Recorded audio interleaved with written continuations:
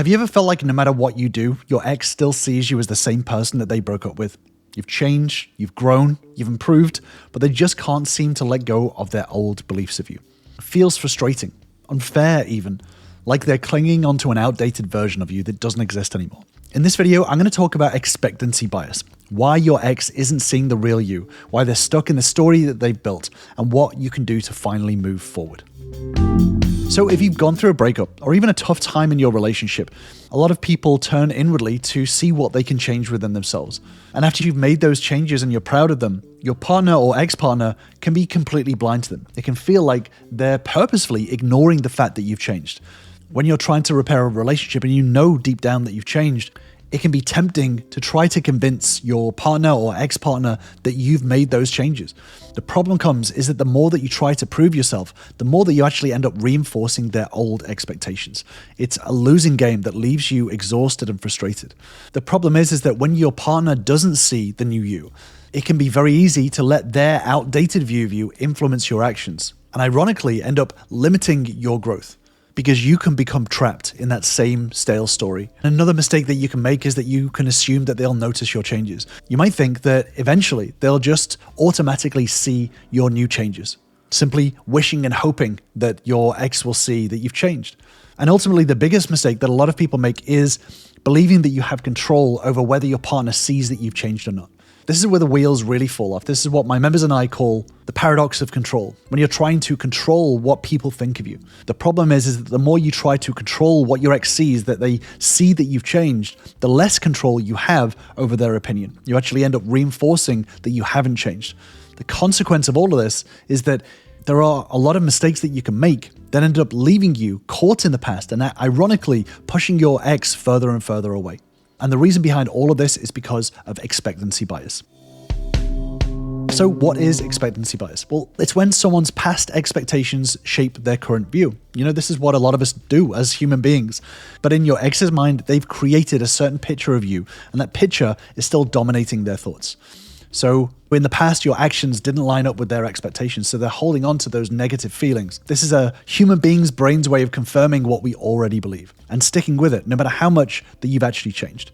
And expectancy bias keeps us locked in the past, and this is the same for your ex-partner. It reinforces the negative expectations. So if you think about it this way, you've realized that you need to change and you start to make changes, which means that you've recognized that there's been some not so great patterns that you've fallen into in the past. This is the same with your partner. If they've had issues with you before, if they've had issues with the way that you've handled situations in the past, then expectancy bias is holding on to those issues and assuming that they're going to happen again. They look at all of the past evidence and they think to themselves, I can make a fair prediction on what is going to happen in the future based on all of the past evidence. So they're subconsciously searching for reasons to believe that they were right to break up with you, right? They're not looking to be wrong. No one is looking to have realized that they made the wrong decision. So this can leave your ex stuck in their own story. So breakups can trap people in stories that they tell themselves. And this is, again, a natural human condition. So if your ex hasn't seen that you've changed, then they could be stuck in that narrative as a way to avoid rethinking the breakup. So they keep seeing you as the same person that you were back then before you start making changes. So as an example of this, if, let's say, communication was a problem in the relationship, even if you've worked on it, your ex's expectancy bias will make them believe that you're still the same way. They'll look for evidence to confirm that belief, no matter how outdated it is. So let's say you've improved 70% in your communication. They're going to look at that 30% as evidence that you haven't changed at all. And as a result of all of this, this becomes the I knew it wouldn't work effect. You know, if they decided that the relationship wasn't meant to be, this expectancy bias is going to reinforce that belief. So even with all of your changes, their brain is already invested in protecting them from the emotional discords that come with challenging that belief.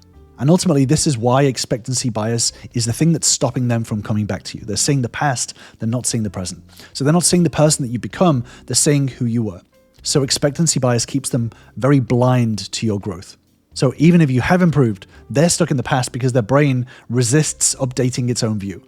You know, once they've made that decision that getting back together isn't an option, their mind will always be looking for reasons to confirm that. And this can feel quite unfair, right? It can feel like, I know I've changed. My changes are quite obvious. I've taken accountability and I've got a plan for moving forward. It's really unfair that they're not actually seeing this. But if you think about it, it makes a lot of sense. You know, if you put yourself in their shoes, if you've had 1, 2, 3, 4, 5 years of the same pattern happening over and over again, it's pretty reasonable to predict that that pattern is going to continue into the future. You've already had years of evidence for it. So for the next 3, 6, 12, 18 months, it's reasonable to think that that's going to happen again. To them, yes, you may have improved, but they're just ready and waiting for you to fall back into your old habits, because it's so easy to fall back into an old habit. But this is a good thing. It's a good thing for your partner to have standards, right? They're holding you now to an even higher standard than before, probably an even higher standard to maybe other relationships that they're considering. This is expectancy bias in action, that they've seen a pattern happen over and over again. Now you need to meet a very, very high standard in order to move forward. You know, if you've been burnt over and over again, you don't want to run the risk of having that same thing happen again. This is a natural self-defense mechanism that we all have as human beings. We all have these biases that build up in order to protect ourselves, sometimes towards groups of people, sometimes towards individual people. But it's really important to understand that these biases can be learned and they can be unlearned. So yes, it may feel like your ex is going to feel this way forever, that they're always going to see you as the old you. However, if you think about it, the way that they've learned this bias is through repetition of evidence. And that brings me on to how to undo this bias, which is the same way. This is repetition through evidence. They need to see a very, very high standard of evidence that you are not the same old person, that you are this new person over a long period of time, in order to see that you are the new you and that you have a different way of approaching things moving forward. But that leaves the question, how can we handle this bias? How can we undo this expectancy bias?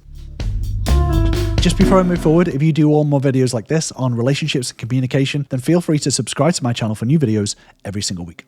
Well, the chances are is that if you've started to work on yourself and you start to notice the things that you've needed to improve on, you kind of already have the path forward to undoing this bias, right? So let's say one of the main problems that you had was communication. If you can look back and pinpoint all of the weaknesses and blind spots that you had in your communication, that's all the evidence, then it gives you a clear path to move forward. If you're able to hyper-focus on your weakest points and use that as fuel to be able to grow and move forward and work on those specific things, it gives you a very clear path forward on what you need to work on in order to truly grow. You know, if you think about it, if your ex had 5 years of terrible communication and you've realized specifically exactly what you did and how poorly you communicated in the past, and spend your time working on that moving forward, then over time your partner will see very clearly that your communication has changed. It's very hard for someone to stay in that expectancy bias when the evidence is overwhelmingly different. But this means that you can't just be 10, 20, 30% better. You need to be much, much higher. You need to be a much higher standard in order for your partner to be able to feel those changes. And that is the first step. This is so crucial that the step to changing your partner's opinion is ultimately to focus on working on yourself in a very hyper-focused way, not working on changing their mind. They have to shift their perspective on their own.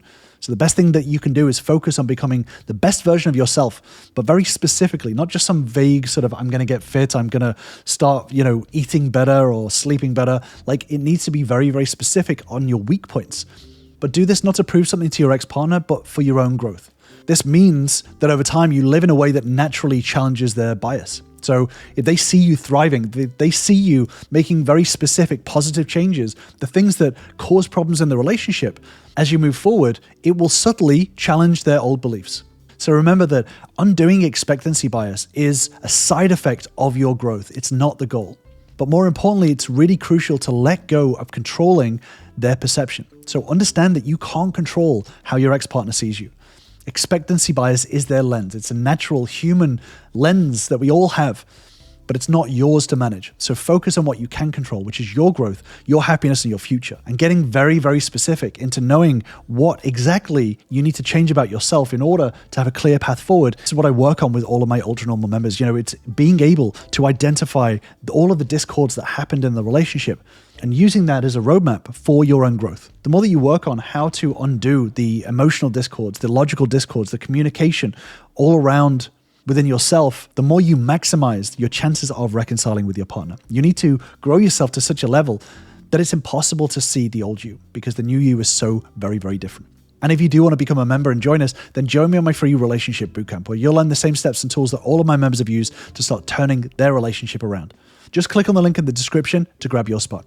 But the most crucial thing to understand is that expectancy bias is not some linear thing. It's not just off and on. And as you try to repair and reconcile the relationship, it's important to understand the levels of expectancy bias and what happens at what stage. And this is why it's so crucial to understand as you're growing yourself to know how to handle expectancy bias at each different stage. So I've actually done a deeper dive video onto the stages of reconciliation, which I'll link to on the screen. But ultimately, expectancy bias comes in waves, and as you're reconciling, things can actually take a moment to get worse before they get better. As they're starting to see the new you, they can get a bit more suspicious at some times, and they can get a little bit more relaxed at other times. So it's really important to know the stages of reconciliation.